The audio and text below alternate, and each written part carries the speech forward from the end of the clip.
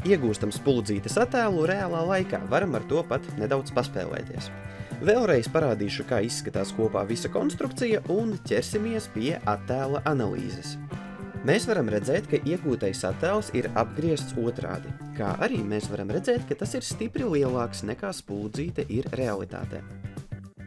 Tagad novietosim spuldzīti 90 cm attālumā no lēcas. Redzam, ka iegūtais attēls joprojām ir apgriezts, taču tas ir kļuvis manāmi mazāks. Turklāt, ja es pielikšu klāt spuldzīti, mēs varēsim redzēt, ka attēls ir praktiski tādā pašā izmērā kā pati spuldzīte. Novietojot spuldzīti vēl tālāk, mēs varam panākt, ka tās attēls kļūst pavisam maziņš. Paskatīsimies, kas notiks, ja pielikt spuldzīti pavisam tuvu pie lēcas. Interesantā kārtā mums nesanāks iegūt attēlu. Mēs varam mainīt attālumu līdz ekrānam, līdz lēcei, bet, ja spuldzīte ir pārāk tuvu, attēls vienkārši neveidosies.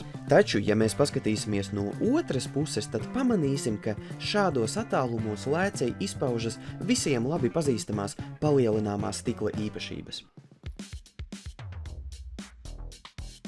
Caur lēcu iziet daudz un dažādi stari, taču ir daži, kuri ir, teiksim tā, svarīgāki nekā citi. Piemēram, visi horizontāli stari, izejot caur lēcu, nonāk vienā un tajā pašā punktā, kuru sauc par lēcas fokusu.